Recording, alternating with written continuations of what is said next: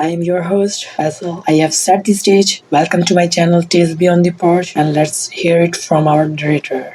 During my engagement party, a woman I had never seen before walked straight toward me, handed me a thick envelope, and disappeared before I could even ask her name. I thought maybe it was a joke, maybe some surprise Lauren planned, but the moment I opened it, my entire world cracked open in my hands.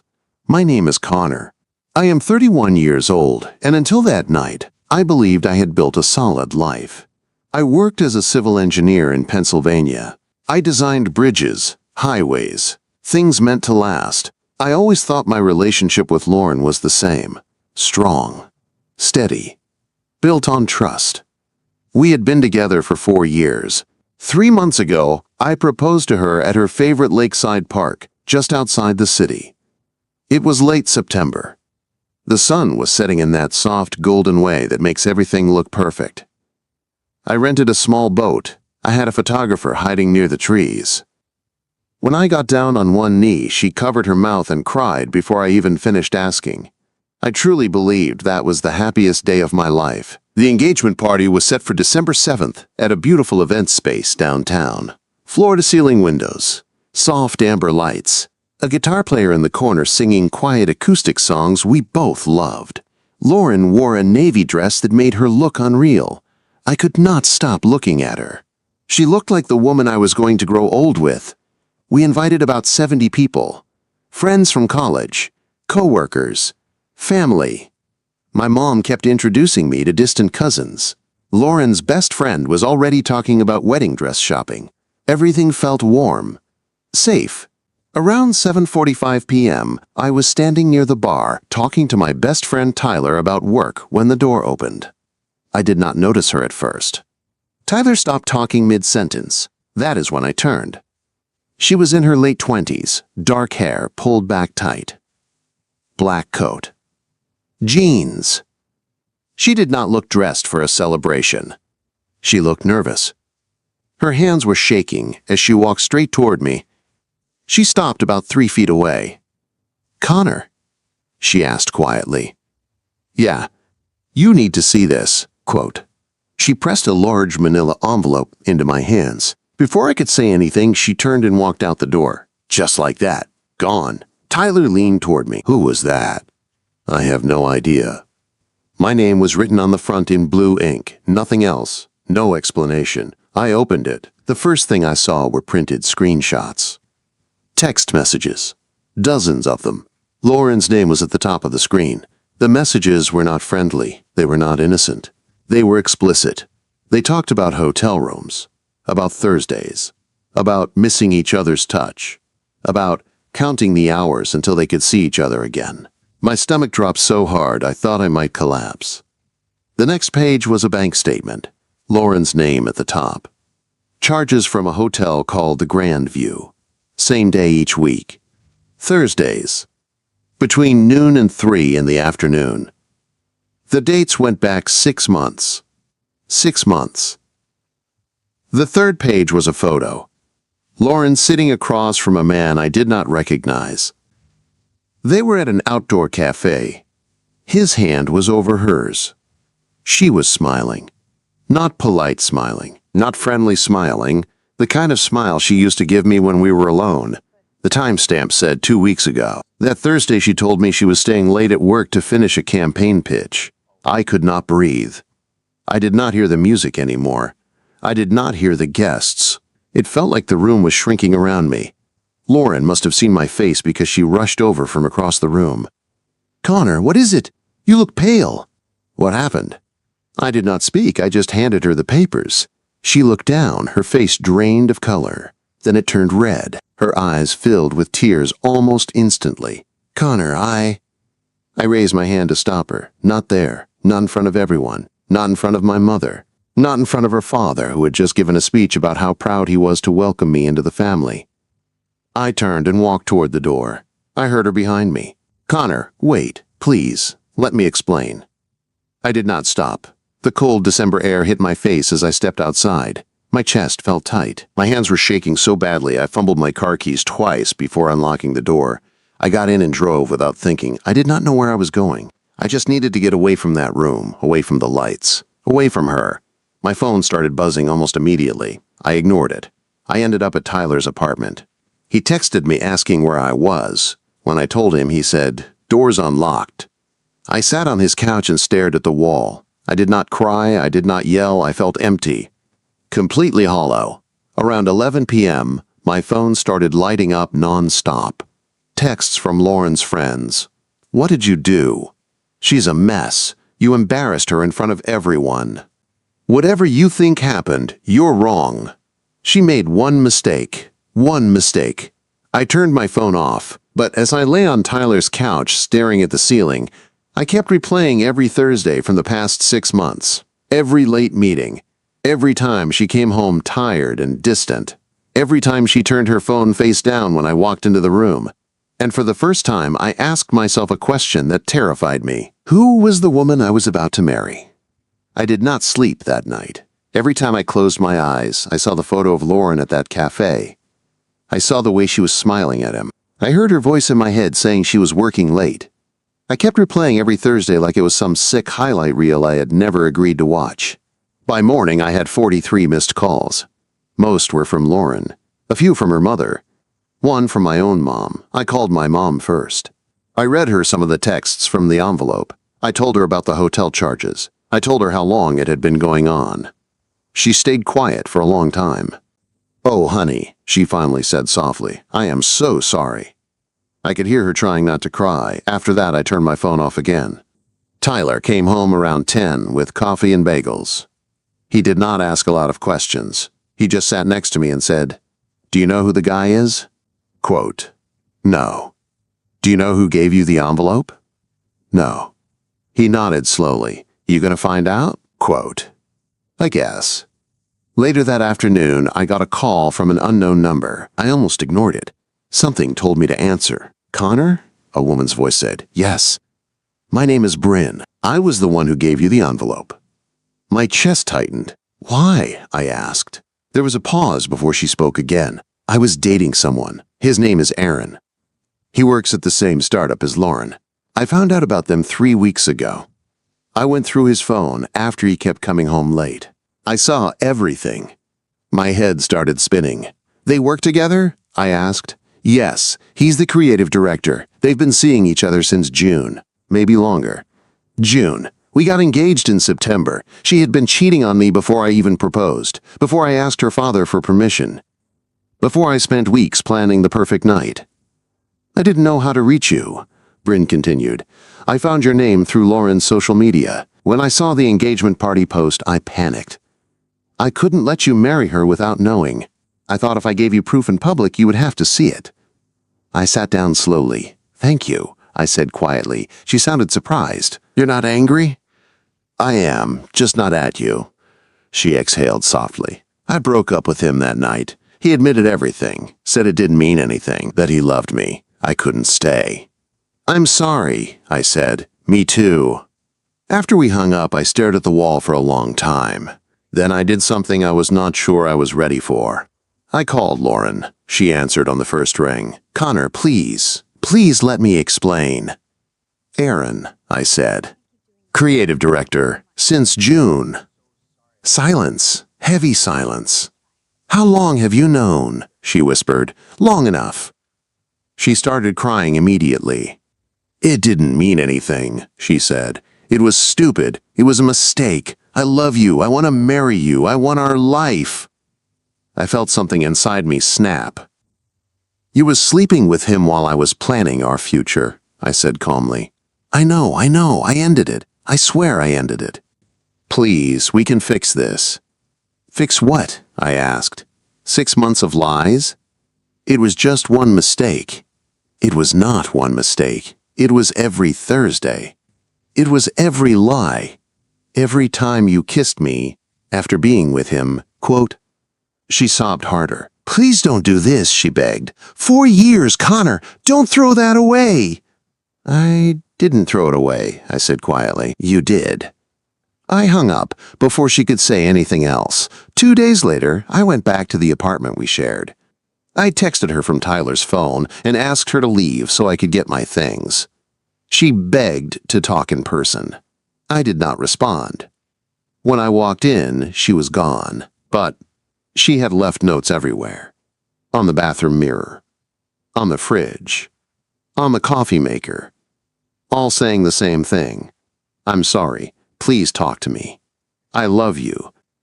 I packed clothes, my laptop, important documents, my grandfather's watch. I left my key on the kitchen counter with a short note. I need space. Do not contact me. By mid-December, I hired a lawyer. We were not married yet, but we shared a lease and a joint bank account for bills. It was going to be complicated. My lawyer told me to close the joint account and move my money immediately. I did. Lauren called 17 times that day from a different number. I blocked it. Around Christmas, I moved into a small, one-bedroom apartment closer to work. It was empty, bare walls, a futon Tyler lent me. No decorations, no photos. On Christmas Day, I ordered Chinese food and watched old movies alone. It was the quietest holiday of my life. On New Year's Eve, I got a message request on social media. It was from Erin. I know you probably hate me. I just wanted to say I'm sorry. She really does love you. I stared at the message for a long time. Then I blocked him too. Weeks passed. I tried to focus on work, tried to rebuild some kind of routine. But the anger did not explode. It just sat inside me. Quiet. Heavy. Then one afternoon in January, as I was leaving my office, I saw someone standing across the street watching me. It took me a second to recognize her. Lauren. And the look on her face told me she was not ready to let me walk away that easily. When I saw Lauren standing across the street from my office, my chest tightened in a way I had not felt in weeks. She looked smaller somehow. Not physically, but emotionally. Her shoulders were slightly hunched. Her eyes looked tired, like she had not been sleeping. She wore a long gray coat, her hair loose around her face. For a second, I thought about turning around and walking back inside. But I did not. I crossed the street slowly. Each step felt heavy. Connor? She said softly when I got close enough. I did not answer right away. I just looked at her. This was the woman I had planned to marry. The woman I had imagined having kids with, growing old with.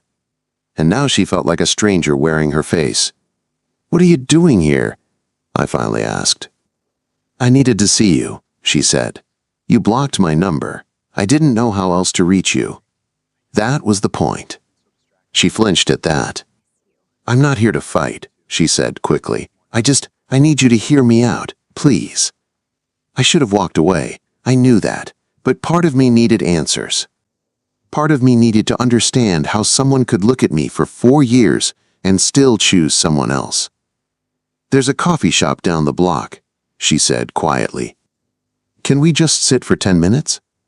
I hesitated. Then I nodded once. We sat across from each other in a small corner table. The same kind of table where I had seen her sitting in that photo with him. She wrapped her hands around her cup but did not drink. I ended it, she said immediately. Before the party, 2 days before. That doesn't erase 6 months, I replied. I know. Her voice broke. I know. I stayed silent. It started as work stuff, she said. Late meetings. Brainstorming sessions. He understood the pressure I was under. We started talking more. Then one night after a team dinner, we had too much to drink. It just happened. And then it kept happening, I said. She nodded slowly. Tears filled her eyes. I felt trapped in it, she whispered. Every time I tried to end it, he would show up at my desk, or text me, and I hated myself for not stopping it sooner. You could have told me, I said. At any point. I was scared, she admitted. Scared of losing you, scared of being the villain in our story. I kept thinking I would end it, and you would never have to know. I let out a quiet laugh that held no humor. You were going to marry me and never tell me? She did not answer. Silence stretched between us. I love you, she said finally. I never stopped loving you. What I did was selfish and stupid, but it didn't change how I feel about you. I looked at her for a long time. You don't cheat on someone you respect, I said calmly. You don't lie to someone you love every week for half a year." She wiped her tears. "I quit my job," she said suddenly. "I left the company. I'm in therapy now. I'm trying to fix myself. I'll do anything, Connor. Counseling. Whatever you need. I will spend the rest of my life proving this will never happen again." Her words sounded desperate, raw, and for a split second I saw the version of her I used to know. The girl who brought me coffee when I worked late. The one who stayed up with me when I was sick. The one who cried when I proposed. It hurt more than I expected. "Why now?" I asked quietly. "Why fight this hard now?" "Because I lost you," she said without hesitation. And I finally understand what that means. I leaned back in my chair. "I lost you first," I said. Her face crumbled. "I don't know how to trust you again," I continued. "Every memory feels different now. Every Thursday feels fake."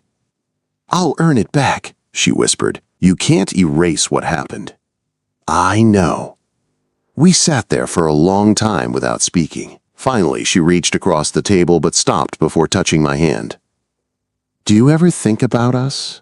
she asked softly. "Every day," I admitted. Hope flickered in her eyes. "But not the way you think," I added. The hope faded. "I think about how I ignored signs," I said. "How I believed everything without question. I think about how I deserve someone who doesn't need to be caught, to be honest." Tears slid down her cheeks again. "I was going to marry you," I said. "I was ready to build a life with you, and you risked all of that for something that just happened." Quote. She covered her face with her hands. "I hate myself for it," she sobbed. I stood up slowly. "Connor, please," she begged. I looked down at her. "I don't hate you," I said honestly, "but I can't be with you." Quote. Her breathing became uneven. "This isn't about punishment," I continued. "It's about peace. I can't live wondering where you are every Thursday." She let out a broken sound that barely sounded human. "Is this really goodbye?" she asked. I swallowed. "Yes." I turned and walked out of the coffee shop. This time she did not follow me. As I stepped outside into the cold air, I expected to feel relief. Instead, I felt something else. Grief. Not just for the relationship, but for the future I had already imagined in my head. But deep down, beneath the sadness, there was something steady. Clarity. And for the first time since that envelope touched my hands, I felt like I was choosing myself. The night after I saw Lauren at the coffee shop, I expected to feel weak. I thought I would sit in my apartment and stare at my phone. I thought I would miss her voice. I thought I would question my decision. Instead, I felt quiet. Not happy, not healed, just steady. For weeks after that meeting, she did not contact me. No surprise visits, no new numbers, no messages through friends. It was like she finally understood that pushing would only push me further away. One evening in February, I opened the drawer in my bedroom and saw the envelope. I had not looked at it since the night of the engagement party. For a few minutes, I just stood there staring at it. Then I picked it up. I did not open it, I just held it. That envelope had destroyed my future. But it had also saved me from building it on a lie. I put it back in the drawer and closed it. A week later, I sold the engagement ring. I went to 3 different jewelers before I found one who gave me a fair price. I lost some money, but I did not care. That ring no longer represented love. It represented something broken. I used the money to book a solo trip to Colorado. I needed space. Mountains. Silence. When March came, I stood on a hiking trail surrounded by snow-covered peaks and cold fresh air. There were no wedding plans, no text messages, no Thursday lies. Just me. For the first time in months, my thoughts were not racing. They were calm. One afternoon on that trip, my phone buzzed. It was Bryn, just checking in. "Hope you're doing okay." I smiled without meaning to. We had met for coffee once after everything happened. She understood something most people did not. The shock, the betrayal, the feeling of having your reality flipped upside down. We were not close friends. But there was a quiet understanding between us. I replied that I was in Colorado, trying to clear my head. She said she was proud of me. That word stayed with me longer than I expected. Proud. No one had said that since the engagement party. When I came back home, my lease situation was almost finalized. My lawyer handled everything. Lauren agreed to let me buy her out of the apartment lease. We did not have to speak. It ended quietly. No drama, no final meeting, just signatures. A few weeks later, I ran into Tyler at a bar downtown. He studied me for a moment and then said, "You look different." Different how? Lighter. I thought about that. Maybe he was right. The anger was still there sometimes. Not loud. Not explosive. Just a small ache that reminded me to be careful with my heart. But the anger did not control me anymore. One evening in April, I was walking home from work when I saw a couple laughing on the sidewalk. The woman wrapped her arm around the man's waist, and he leaned down to kiss her forehead. A few months ago, that would have crushed me. That night, it did not. It hurt a little. But it also gave me hope. I realized something simple, but powerful. Lauren's betrayal did not define me. It hurt me. It changed me. It forced me to grow faster than I wanted to. But it did not break me. I started therapy. I started decorating my apartment. I bought a real bed instead of the futon. I hung framed photos on the wall. Not of us. Of mountains. Of bridges I helped design. Of moments that were mine. One afternoon, as I was leaving a bookstore, my phone buzzed again. It was Lauren. Not a call. A text. "I won't contact you again after this. I just wanted to say, I am truly sorry. I hope you find someone who loves you the way you deserve." I stared at the message for a long time. Then I typed 3 words. I hope so too. I did not block her this time. I did not need to. Because for the first time since that envelope changed everything, I felt something stronger than anger. I felt acceptance. I lost a wedding. I lost the woman I thought I would spend my life with. But I did not lose myself. And now, when people ask me if I regret walking away, I tell them the truth. No, I regret not seeing the signs sooner. But I do not regret choosing my own peace. Sometimes I still think about that night. The music, the lights, the envelope in my shaking hands. It felt like the worst moment of my life.